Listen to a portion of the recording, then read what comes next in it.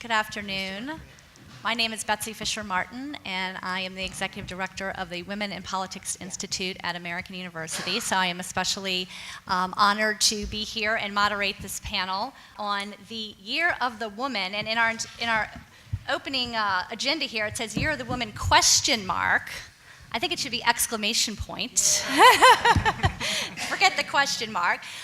Record number of women running for office, record number of women winning, almost 36 new women elected to the House. So I think an exclamation point is warranted there.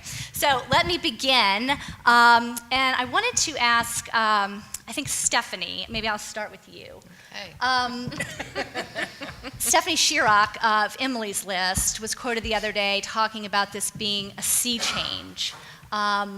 Because the women that are coming into Congress are such a diverse group, they encompass very many different backgrounds. They're not all from a political background per se. And they will change how things are done in Washington. Do you agree with that? And let me get your thoughts on that. I do agree with that. They do come from a very diverse background, everything from helicopter pilots to CIA operatives to Defense Department employees to the first Native American woman elected to Congress. What? Two Native Americans? Yeah. Thank you. Thank you. This is part of my the factcheck.org these are my here. researchers right here in the front row. Yeah. Muslim women, African American women, an African American woman whose son died from gun violence, who ran on a gun control platform. As part of her platform. These life experiences from these women will bring a great deal of benefit to the Democratic caucus in Congress, but also to Congress generally. I mean, research does show that when women are involved, decisions get made and things get done. And there's plenty of anecdotal evidence of that in Congress already. If you look in the Senate side where there is bipartisan compromise, it's forged by the women. Patty Murray, Susan Collins. When there are more women elected to office, the agendas change. They're less divisive and polarizing and have more impact on the daily lives of constituents. And so I think that it's a sea change not only in terms of our general representation to have more women. We're still not, we're more than, we were 53% of the vote. Yeah. And we're at a little under 25%. 25-ish%. Yeah, 24%. So we still have a long way to go. But we made major gains, not just in Congress, but also in state legislatures. Right. Of the, Stephanie Shirok at Emily's List has a statistic, which I'm going to get wrong, and maybe my researchers can help me here.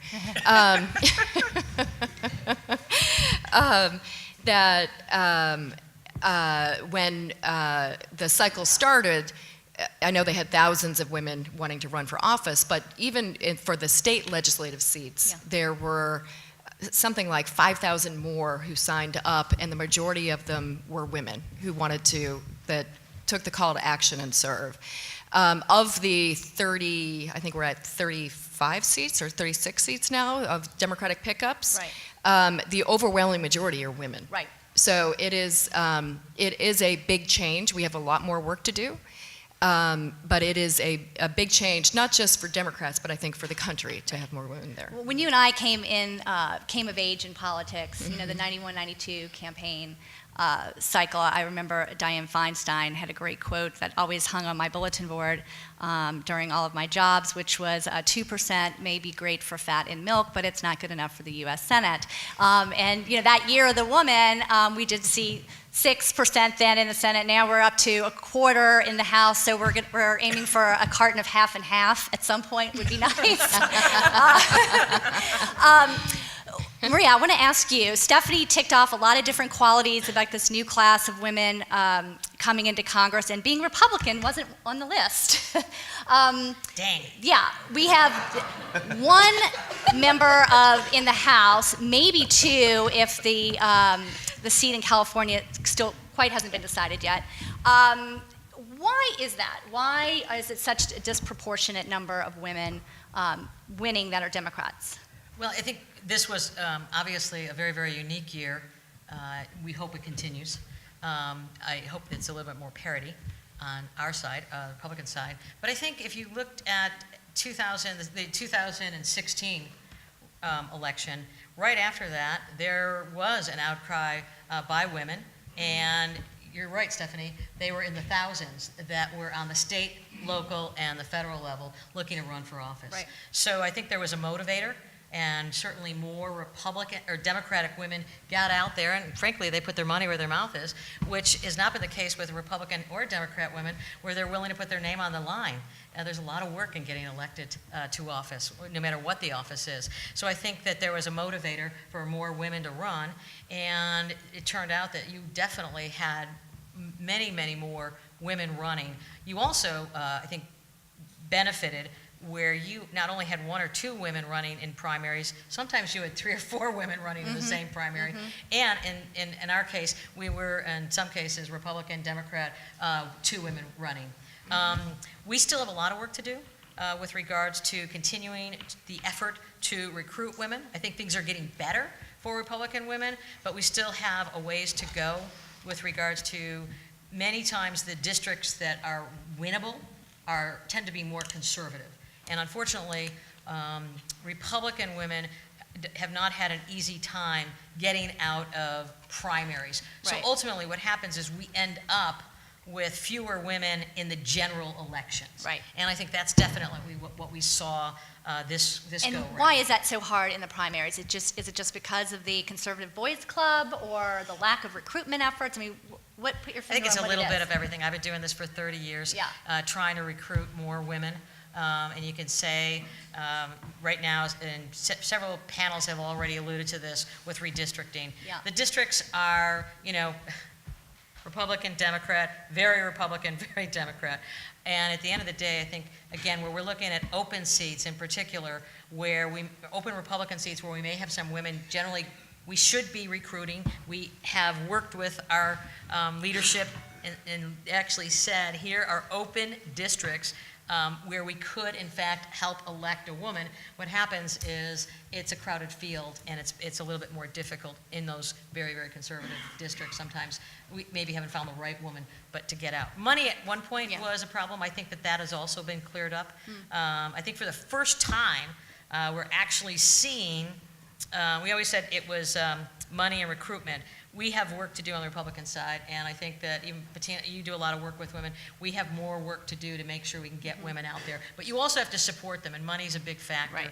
And this time around, I think women actually spent, I think the last FEC reports I looked at, $385 million, which was $100 million over what women contributed to campaigns 2 years ago.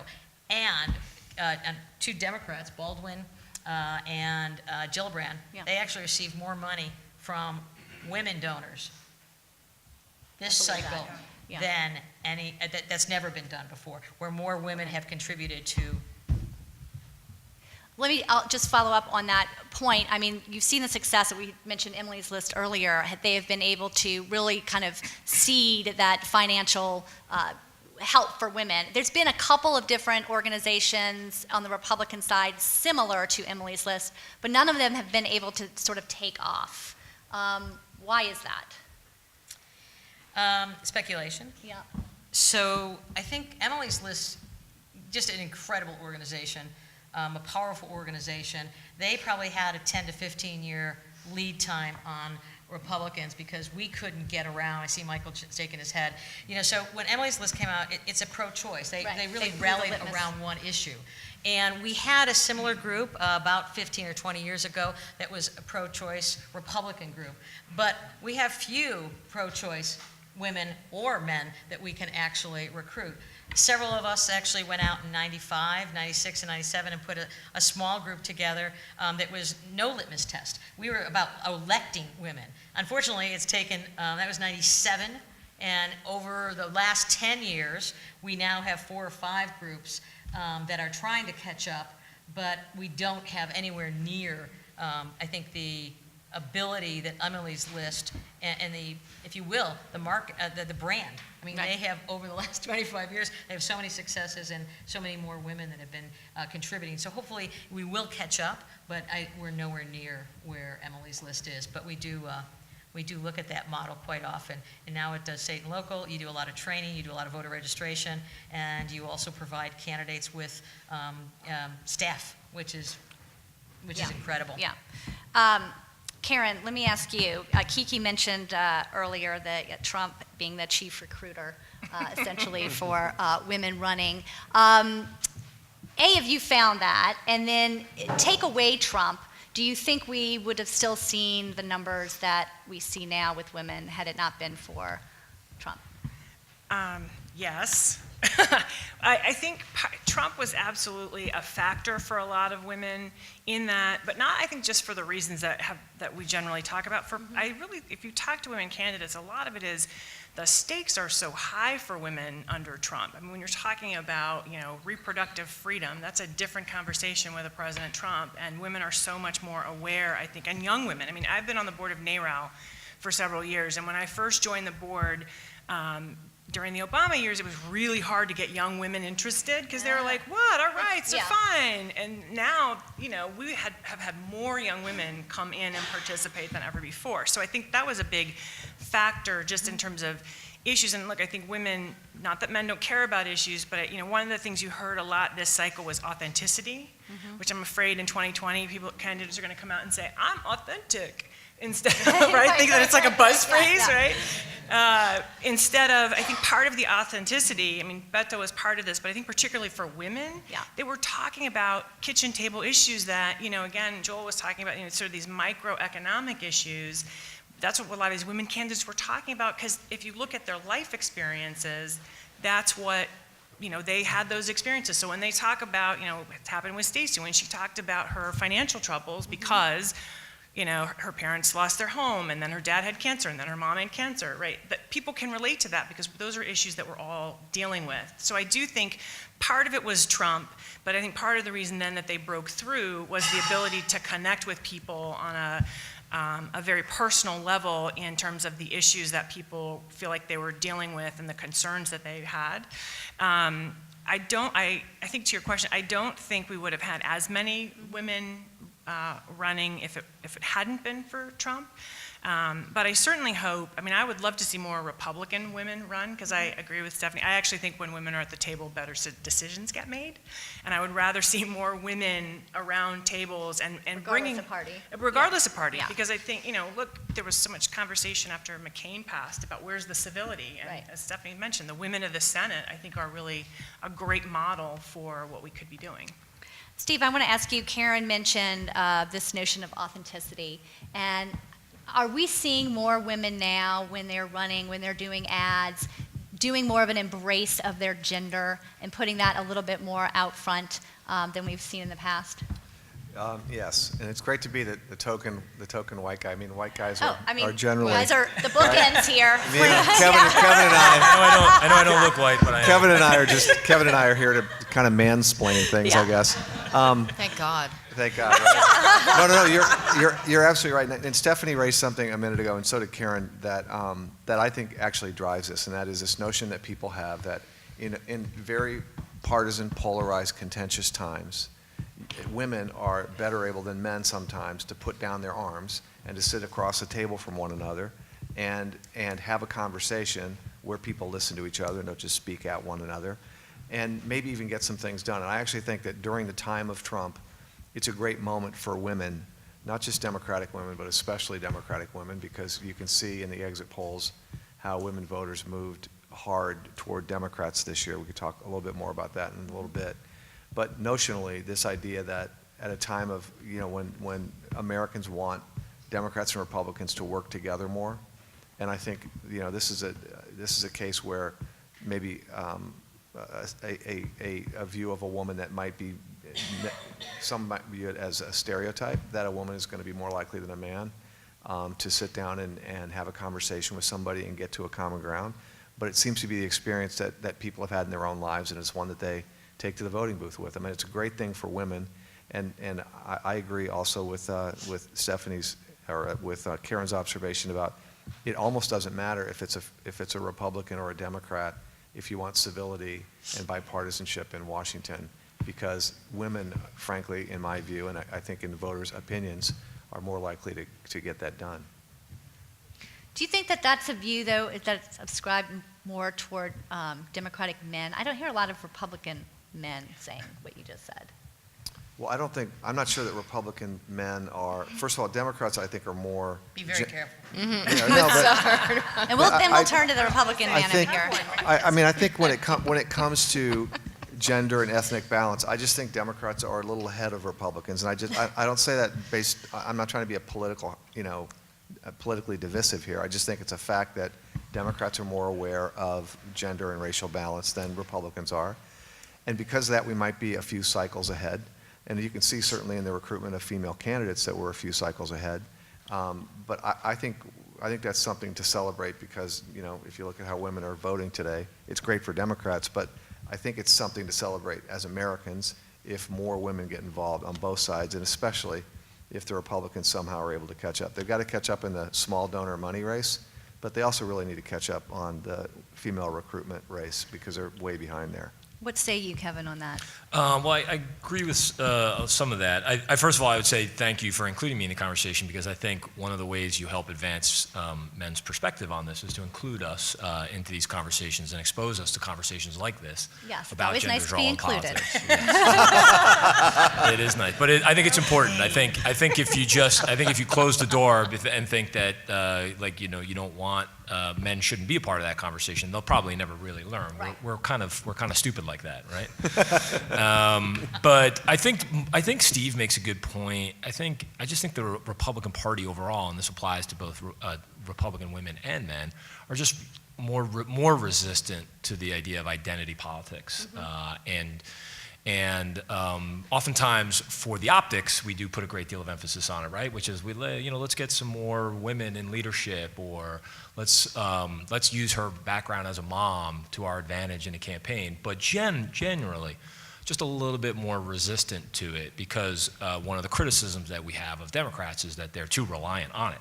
And that's one of the contrasts and differences that I think define the parties. So I think that's a little bit of it. And then historically, I say this because the present time right now challenges this notion, but historically, Republicans have been more about focusing on the issues and the ideas, regardless of who holds them, whether by your gender or race, whether you're espousing those. It's the ideas and the issues that should matter. Trump has challenged that, obviously, because he doesn't really focus as much on ideas or issues, and instead he sort of plays off a lot of the differences and tensions between parties and the people in it. So go ahead, Karen, you're going to jump in there? A little bit. I really hate this thing about identity politics, because as an American woman, I am an American. It's an American issue. It's not just my gender or my race. And I think that has become a fault line that defines too much of our politics. I think as Americans, we should take all of these issues on as things we should all care about, because it's the culture and society we all are living in.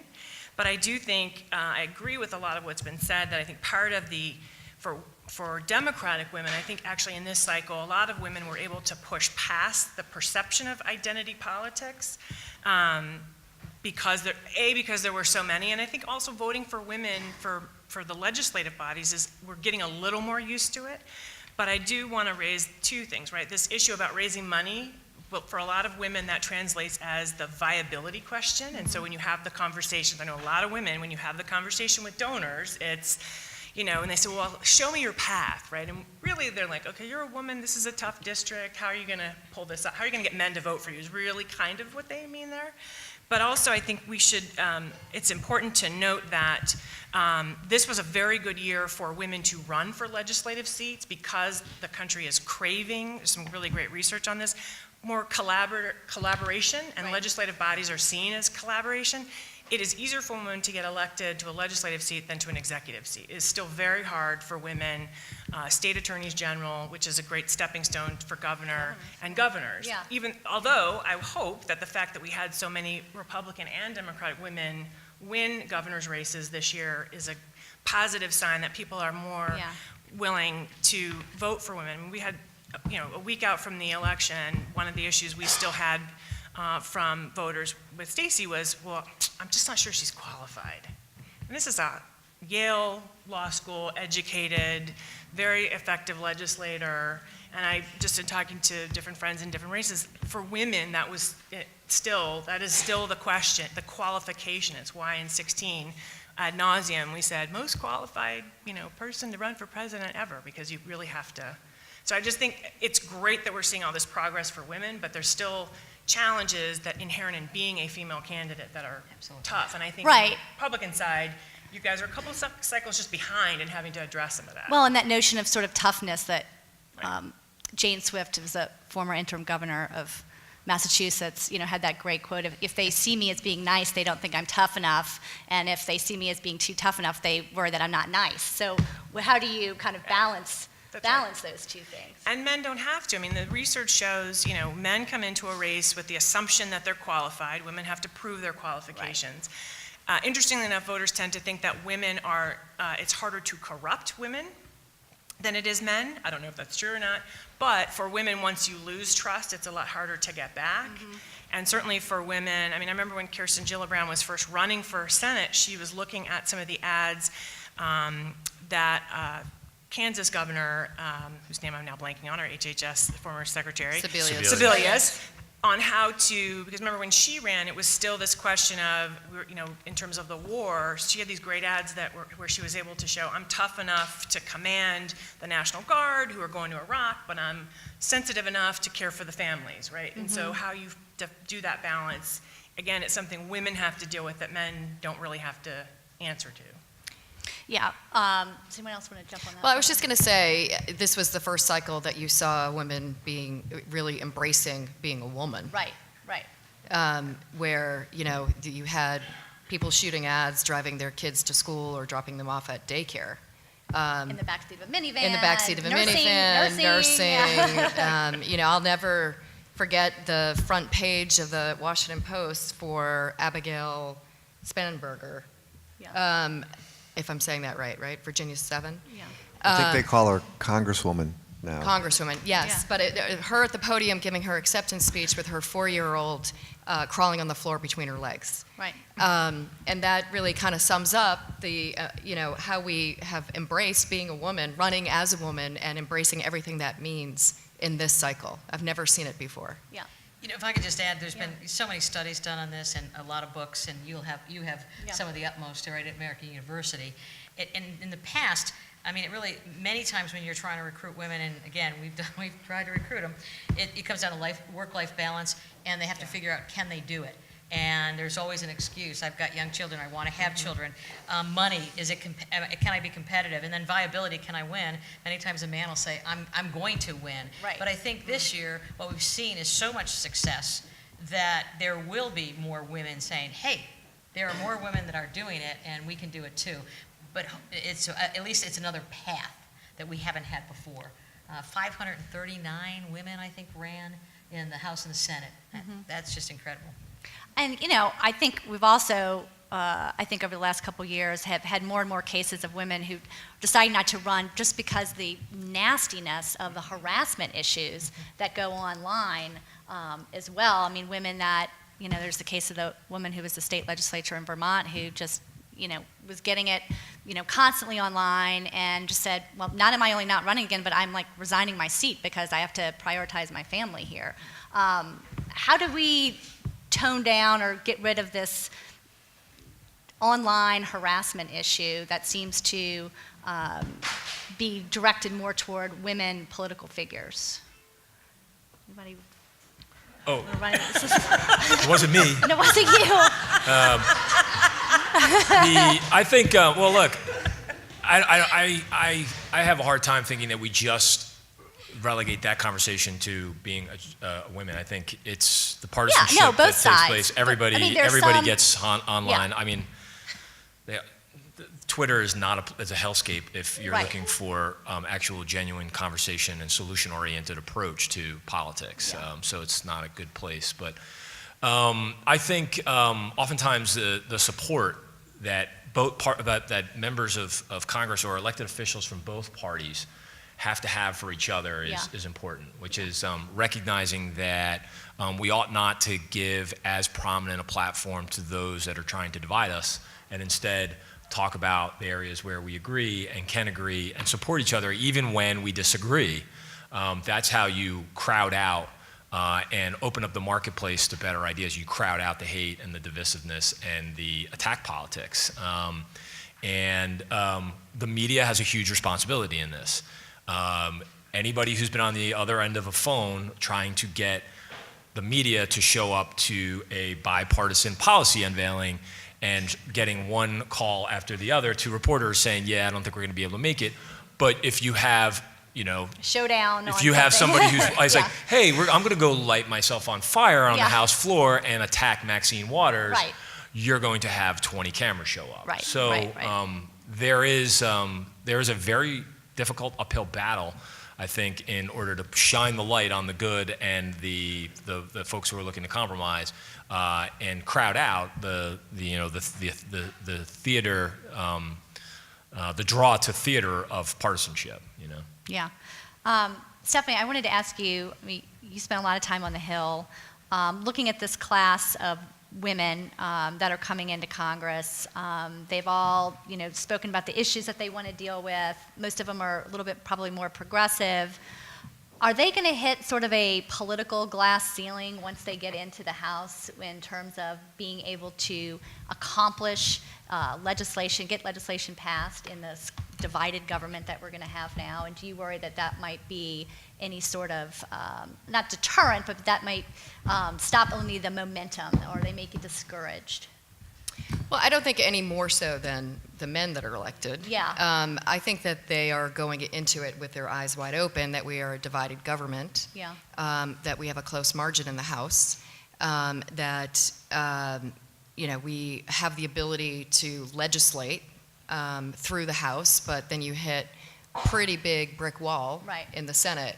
That doesn't mean there's not a big role to play in driving an agenda and trying to move the president and the Senate into a better place on the issues that they care about. And those issues are pretty universal. They're not gender specific. Mm-hmm. Raising the minimum wage, addressing voting rights, restoring some important protections in the Affordable Care Act, shoring up the Affordable Care Act.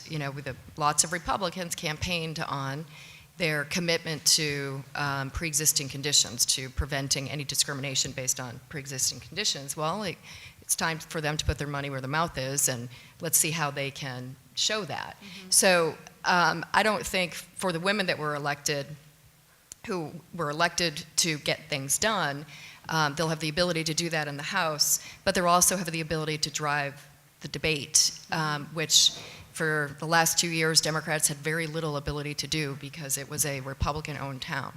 Now we have a platform in the House, and I think they will make the best use of that.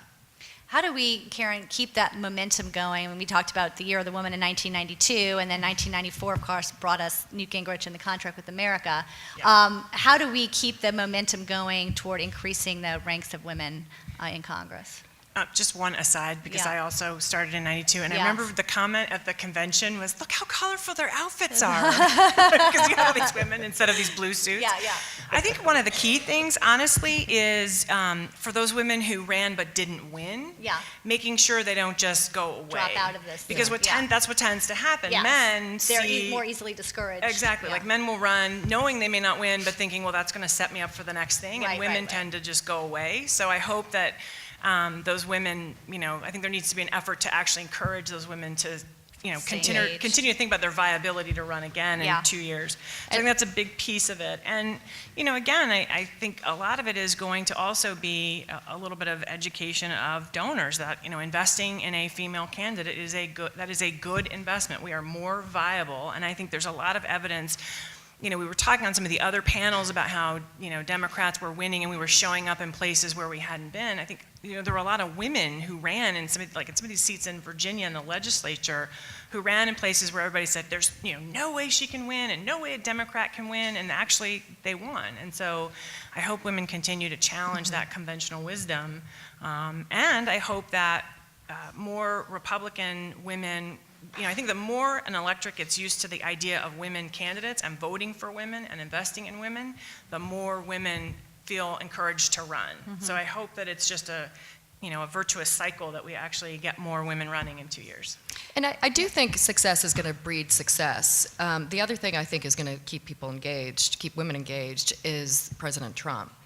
The day after the election, he issued 2 rules, one to restrict birth control and the other to restrict access to abortion. That's just the beginning of it. There's more to come. And I think that the more women see their government restrict, even if you are not, if you're pro-choice, doesn't mean you support abortion, you just support a woman's right to make that choice for herself. You don't want government dictating what you can and can't do. And I think that was a big inspiration mechanism for women deciding that they were going to take matters in their own hands. Kevin and Maria, I wanted to ask you, we talked about women candidates. I want to talk a little bit more about women voters and the very large, highest on record gender gap that we saw in these midterm elections among women, 59% voting for a Democrat, 40% voting for a Republican. There was a lot of hand-wringing in the Republican autopsy that was done in 2012 about reaching out to more diverse voters, including women and, different, minority groups, African Americans, et cetera. And that playbook seemed to be put away for a couple years. Will there be any more, what can the Republican Party do to close that gap and attract more women voters who, make up more than half of the population? Well, I think put away is not strong enough. I think it was sort of lit on fire. Yeah, okay. And thrown away. Yeah. It was just blown up. Well, look, I think one of the conversations that's had inside Republican strategic circles is moving past this idea that you only appeal to women voters with quote-unquote soft issues, right? Like, there's a bunch of women in the room, I'm gonna just talk about healthcare. Yeah. Or I'm gonna, if you're a candidate in the suburbs, talk to them about just your issue on the life issue, or just your position on the life issue. So I think I think that's unfair to women voters, which is just to pigeonhole them as only caring about those type of issues. So I think one of the things that you've seen where we've closed the gap on those issues in really tight and really close races are big macroeconomic issues about the economy and the future of the American workforce, the future of an American economy that continues to innovate and grow and bring prosperity to all. But at the same time, the security issue, the national security issue. There are a lot of security moms out there who want that issue addressed, particularly in a time of great anxiety around the globe. So those I think are some of the issues that Republicans have to look at and move beyond the idea of just soft issues, but talk to them about the big issues that matter to them, because they play women of course play a much larger role than we give them credit for in the decision making that goes on in homes.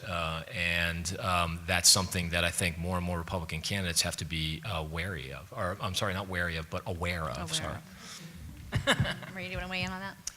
No, I think I agree with everything that Kevin said. I mean, Republicans have to make it a priority.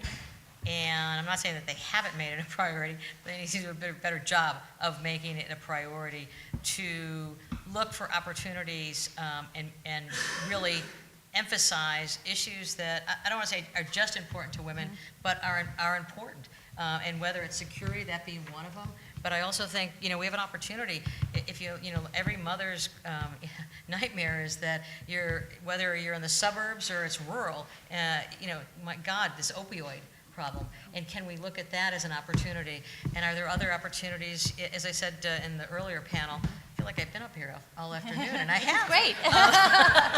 No, but with daycare, and a couple of those issues. And if Donald Trump is going to win re-election, I think we all know, including the campaign, that they have to do more with women, because if you look at the 6 states, the Rust Belt states, we didn't win by that much. And we're going to have to encourage women voters. So it'll be an interesting opportunity. In fact, just to build on that point, I did do a little clip from the CNN exit poll. And if you're a Republican and you hear this, just tell me how scary it is.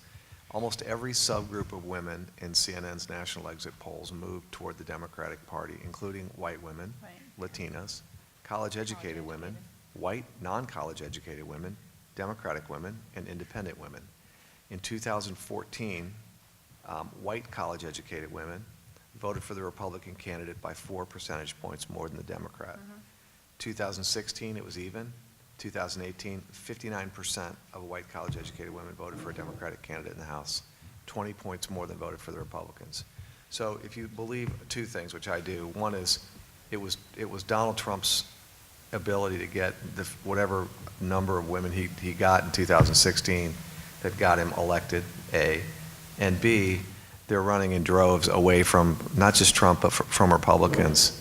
And in 2010, women actually was +1 Republican. Oh, yeah. Yeah. And so it's just, the whole thing is going in the other direction. And if you look at the exit polls on younger voters versus older voters, among voters under the age of 30, Democrats won 67% of the vote. Among voters from 30 to 44, Democrats won 61% of the vote. So you've got a woman problem, and you've got an age problem. That's huge. And I just don't know how they fix that by 2020. And Kevin, who's done a lot of campaigns looking at these numbers, and Maria, you've also done a lot of campaigns looking at these numbers. What would you say to Republican Party leaders in terms of how they need to address this and take it back in the other direction? And if this even stays where it is, how can Donald Trump win again? Well, it's very concerning, and the biggest problem we have is there's no way to affirmatively answer that question, because the most dominant force in the party is the fact that is Donald Trump, and he's not going to change. Like, people always say that, like, what would you tell this White House? I'm like, it doesn't matter what I would tell this White House. They wouldn't listen. Right? The president wouldn't listen. And though, to give credit to his staff, I mean, there are people around there, inside his team that are smart and get this, but they're watching Twitter just like you and I are, wondering what the next thing we're going to have to defend or litigate is. So that's the real big problem. Is the president, is in constant search of a positive feedback loop from Fox News and his base, is ex-urban or rural men with, and those issues that he uses to appeal to them oftentimes cause a problem for us with the voters that are going to matter in that 30-mile radius around many of these population centers in swing states. And that's why 2020 will be difficult. I mean, if you look at the exit polls and then you also map it against some of these states, Steve, the president won because he turned a bunch of these Midwest states red in 2016, Pennsylvania, right? Places like Wisconsin, Michigan. Those states right now would be problematic. If you look at the way the suburbs around Philadelphia or the suburbs around Detroit or some of these other states, even Milwaukee, there's some problems there for the president as he looks towards re-election. So somebody inside the White House has to convince them they have to do a better job on with these voters and have an agenda to speak to them. Before I go to questions, if we could just end this part on a positive note. I want to give from each of you the name of one woman to watch who you think is most impressive and is someone we should be keeping our eye on. Anybody want to start? Nikki Haley. Yeah, I was just going to say that. Oh, sorry. I agree on Nikki Haley, but I would also watch Jennifer Wexton, Abigail Spanberger, all those women in Virginia that won deep red districts who have really interesting backgrounds. Maria? I guess I'm going to go with governors and former governors, since we don't have that many members of Congress. But, certainly Nikki Haley. And, I would definitely watch our new governor in South Dakota. Yeah, I mean, she's definitely interested in going places. So that's another one I Great. watch. Great. Karen? If I'm looking to 2020, I would definitely look at women who won in red areas, because I think that is the key to understanding that electorate and how to connect, other than trying to pretend like you're authentic if you're not. Right. And I guess if I had to pick one other than Nikki Haley, I would say someone like an Ayanna Pressley, where you have these women who, I mentioned this before, earlier today, people think they're not sure what their experience was, but a lot of these women have been around for a while, so Yeah. they are smart in terms of, Ayanna Pressley has been in politics, so she is someone to watch because she understands, I think, how to chart out a political career. Great. Kevin? I would say Kristi Noem as well as Nikki Haley, but then a little bit off the radar, Ashley Moody, who was elected Florida Attorney General. Great. And as you know, Attorney General stands for almost governor. Yeah. Okay, I'm going to take some questions. Congress or a senator, right?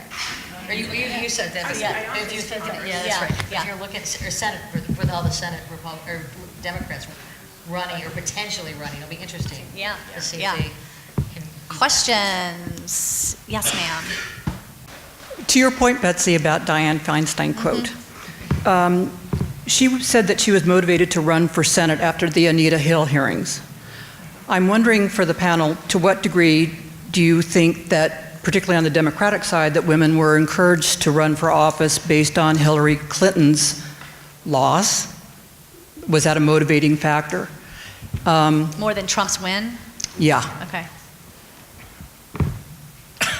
Not more than Trump's win, but think was it a significant factor Yeah. in these women wanting to run for office? I think that a lot of women feel like they blew it in 2016. Yeah. A lot of women who may not have been Democratic voters, could have been independent voters, most likely independent voters, stayed home because they didn't like either candidate. There was also, a presumption that Hillary Clinton was going to win. Yes. So remember, she only lost by 70,000 votes. If you add up the votes that would have flipped Pennsylvania, Michigan, and Wisconsin. And a large portion of those were women and young voters. And so I think that there was a feeling across the party, and including with a lot of women, that we just blew it. And paid a price with Donald Trump. I think that's right, and I will say, I think that part of what history will remember Hillary kindly for is that I think, and maybe this ends up being part of what her legacy is supposed to be, is this sea change we've seen in terms of the number of women who have run and won. Because again, the more we get used to seeing women in these roles and running for these roles, the more used to the idea we get, the easier it is to vote for. And I agree wholeheartedly with Stephanie. I think a lot, women voters are the hardest on women candidates. They are the hardest to get. I do think it was almost like Brexit, where the next day everybody was like, "Oh man, can we get a do-over?" It was a little bit of a do-over for some women who were like, "This is what happens when we, don't show up." Do you have Can I any ask students what with a question? Let somebody can ask. I would love to hear from some students. Yes, ma'am. Gary, yes. I was wondering, to what degree do you think that the Me Too movement has either influenced women to participate in politics or has steered them away from participating? I think to some degree it goes to this perception of power, and I think women as a political force, and I think the Me Too and Kavanaugh, I think, actually cut across partisanship for women, and just the feeling of, if we don't start to take more control, this is going to continue to happen. And I think that's part of why you're seeing women with Me Too trying to take back some control in telling our stories and talking about what happened, and trying to affect policy. And I would say politically, I think, whereas we saw a little bit of a Kavanaugh bump on the Republican side, I think that was negligible to the impact that it ended up having on women across party lines who, again, I think a lot of times, voting is emotional, it's not rational. So I think to some degree, I know a lot of Republican women who either didn't vote or voted for a Democrat because they felt like, I need to just do something as my protest. Do you see any women running for the nomination of the Democratic Party in 2020 and possibly getting the nomination? Yes, and yes. Yeah. I mean, there Who? I can't say who will get the nomination, but I think they have just as good of a shot as any of the men running. But the names that have been floated out there and those who have taken some motions towards that would be Elizabeth Warren, Helping you, honey. Kamala Harris, Amy Klobuchar, Senator Gillibrand. I'm figuring a governor. There may be others. But Yeah, there's a lot of women. I think those are the main ones. Well, those are the main ones, Yeah. but like, we're never upwards of can 30 tell. people who have put their names in the hat for this, and I think women have just as an equal shot at the nomination, excuse me, as men do. I would actually take that one step further because Stephanie's absolutely right. Any woman in the list of names that she just gave you would be a great nominee and would represent the party well. There's an interesting wrinkle that has happened for the first time this year, and it used to be in the nominating process that it was Iowa, New Hampshire, South Carolina, and then Nevada. And if you won Iowa, New Hampshire, usually you're in pretty good shape. You're off to a sprint to get the nomination. But this year, California has moved up to March, which means there are so many delegates, and it's so important that focus is going to shift from Iowa, New Hampshire, and South Carolina, and Nevada to California. And one of the candidates that Stephanie just mentioned, Kamala Harris, is the senator from California. So she has the built-in institutional advantage. It's like, I don't know if anybody here is old enough except for Joel and me, but it's like, it was No, like no one's that old. running in 1992 against Tom Harkin in Iowa. You know, nobody wanted to do it because Tom Harkin was the Democratic senator from Iowa. So that's something that's not being talked about very much. Imagine for a second if Kamala Harris, an African-American woman, is able to win her home state, and the next contest is South Carolina, which is the first contest that has any diversity to it. It's almost like Iowa and New Hampshire may not even matter this year. That's a situation where she might roll into this thing with a built-in institutional advantage, African-American woman, where California is the first state that really matters by virtue of the fact that South Carolina is the next state and it's diverse. So I think the Democratic nominating contest this year is going to be really interesting. I think it's going to take a really long time. And I think you're going to have candidates like Kamala and Elizabeth Warren and Bernie Sanders and perhaps Joe Biden who stay in it for a really long time because it's going to take a while to sort out. And Kamala Harris and Amy Klobuchar, I don't mean to just call Klobuchar senator, they're all senators. Right. They made names for themselves, big names for themselves through the Kavanaugh hearings. And Senator Harris had a windfall of small donor donations as a result of that, as did Senator Klobuchar. So they've got name recognition, they've got a platform, they've got money. It's really the first year that we can say that across the board. So just another thing, going back to kind of like the lack of Republican women being represented in the party running, I think, do you think that the Republicans' party stance on Planned Parenthood and, you know, their involvement in trying to stop funding for Planned Parenthood, which is an organization that not only handles with abortions and pro-choice, but helps so many women with health care and just amenities. Personally, I think that we won't see that involvement of Republican women until Planned Parenthood is supported more by the Republican Party. What are your thoughts? I don't think people hold the same view that you do on Planned Parenthood, and not all, just because they're women, support Planned Parenthood, and they don't all share the same view you might have on the issue of life. So there are a lot of Republican women that went out there with pro-life stance, pro-life message to pro-life voters who are women around the country. So I don't think it's a hindrance. It is an important part of the party platform, one that many people argue on principle, though there are disagreements on it. And that's why I was saying earlier, going beyond just those issues and messaging and appealing to women voters on issues other than that is a bit important part, I think, of growing and adding to the party's ability to win. I don't know if, Maria, if you have a...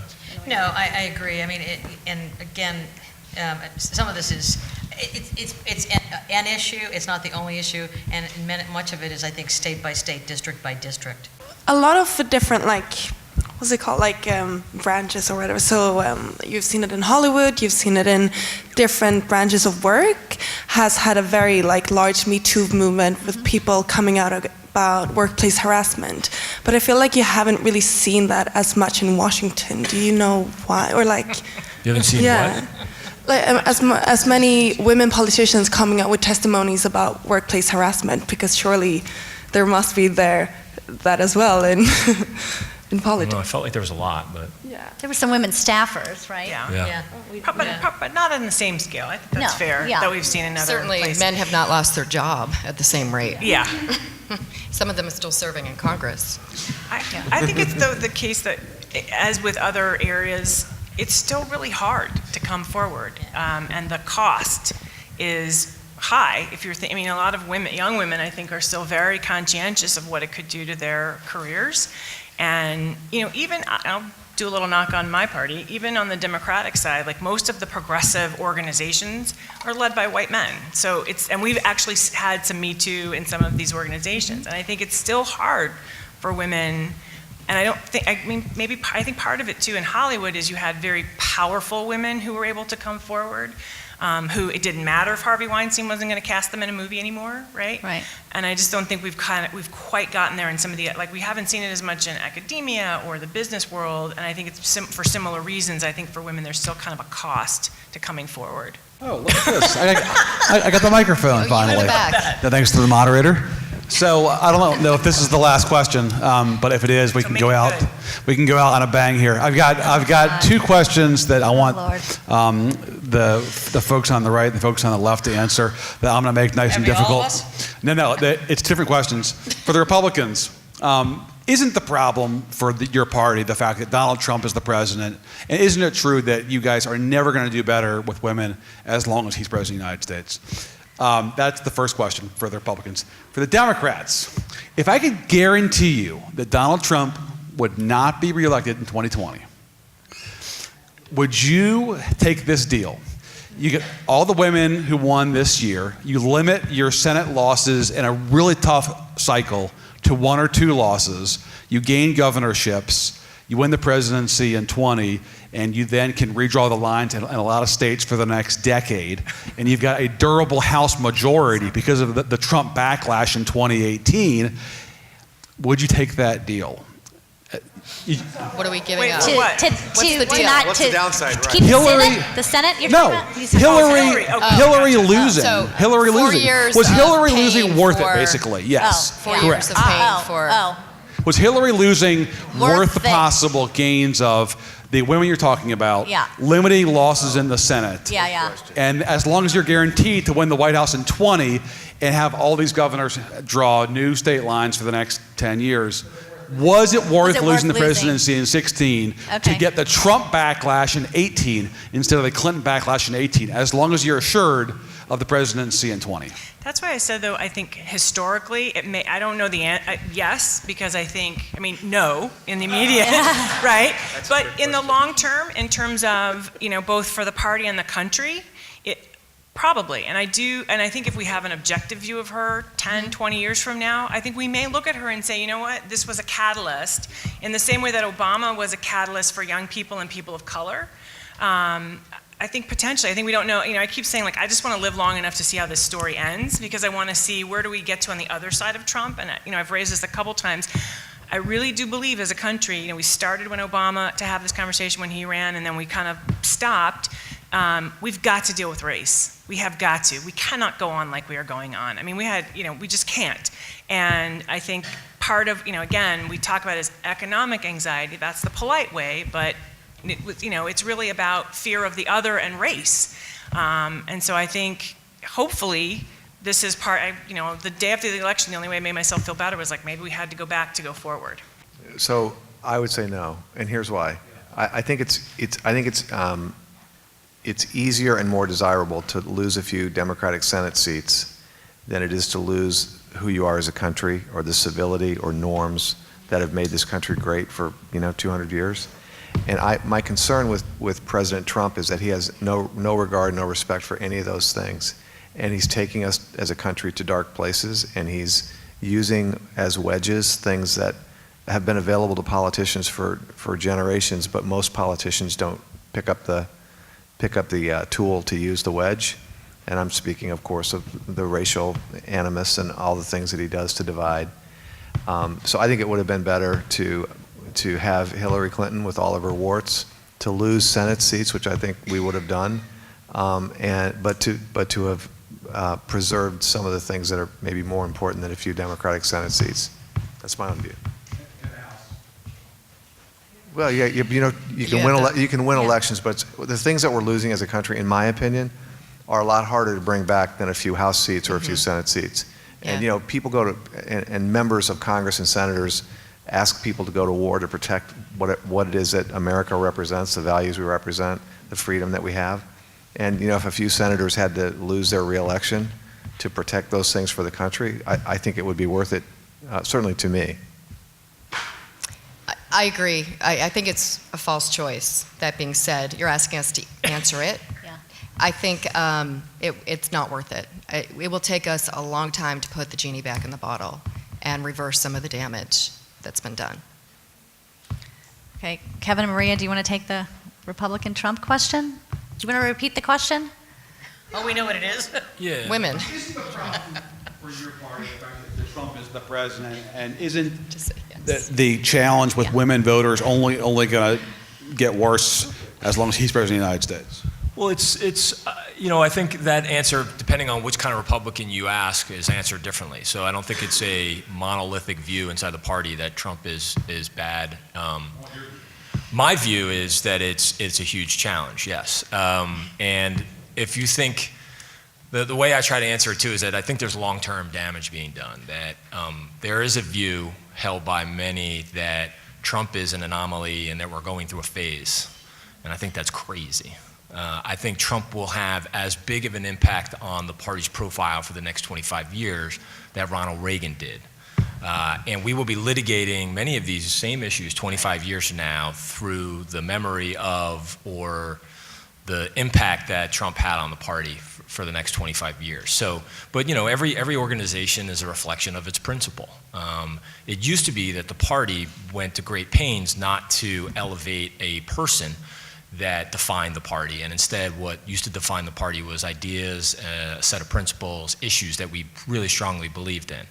National security, conservatism, economic conservatism, and social conservatism. And now it's, what's Trump for? That's what we're for. Right. What does Trump say? That's going to define our party. And you saw it in many of these races individually around the country. They were nationalized, and every day there was a tweet that Republicans either had to explain or defend or back away from, and that, I think, is what many of the candidates will be forced to do for the next 25 years. Maria, last word. I think if you're looking at the polls, women, we have been hurt with women. Unfortunately, it's a downhill. I don't necessarily agree with the 25 years, and I think, Kevin, it's what you're saying, Michael Steele said this morning, the reality is that Donald Trump right now is the head of the Republican Party. I don't know that in 2 years or 4 years that is going to be the case, and I think that unlike Ronald Reagan era, where we didn't have the internet, we had 3 TV or news stations, things change quickly.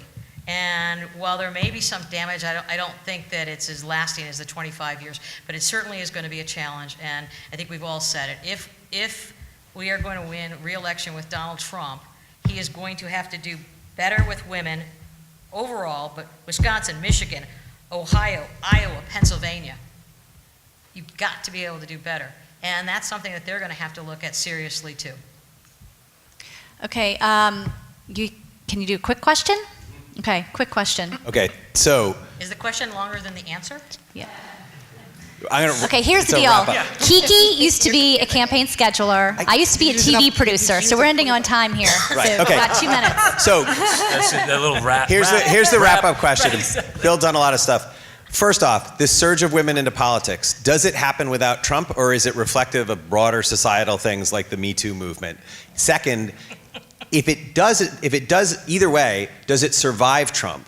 And the third thing is there something else out there that could fuel a second wave of this kind of rise of women into politics? And I'm thinking in particular, if the Supreme Court starts to go after parts of Roe v. Wade and change things like this, are we going to see another wave of women coming into politics? So I'm really interested in looking to the future and the sustainability. So you can think of it as the Anita Hill question. There was the rise, and then I think it's possible. I mean, one of the things that was interesting in some of these governors' races is that one of the things that people wanted to know about governors that they did not need to know about House and Senate members is what things will you protect, and obviously women's health care. And I agree with Kevin. I would just say, abortion is a very hard issue. I think, though, for a lot of people, the question is, and I think it's the Supreme Court, it's the government making the decision is where people really struggle. And so I think potentially yes, because if the federal government once again says, you don't get to make that choice, we're going to tell you here's the choice you must make, I think that's going to, at a time when women are ascending, I think that's going to have a backlash. Is anybody else dying to jump in on that? No? I think the trends were always going in this direction. I think we may have seen a slight acceleration, but the trend was always that more and more involvement was taking place. Okay, well, we are going to end it there. Thank you guys for coming, and we'll see you tomorrow.